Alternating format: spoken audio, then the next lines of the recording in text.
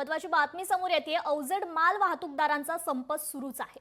Truck, tempo, container चालकांचा हा संप सुरू आहे। बैठकीत मात्र कोणताही तोडगा न निघाल्याने हा संप सुरूच आहे।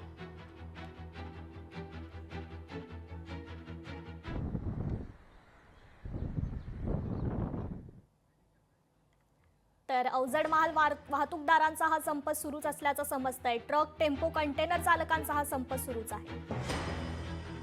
जे मालवाहतूक करणारे आहेत, बस चालक आहेत आणि त्याचबरोबर स्कूल बस चालक आहेत, त्यांनी तो संप मागे घेतला। त्यानंतर काल माननीय मुख्यमंत्र्यांनी दिलेल्या सूचनेनुसार मी स्वतः आमचे योगेश कदम आणि त्याचबरोबर आयएस चहल यांच्या माध्यमातून त्या सगळ्या ट्रान्सपोर्ट धारकांबरोबर आम्ही चर्चा केली।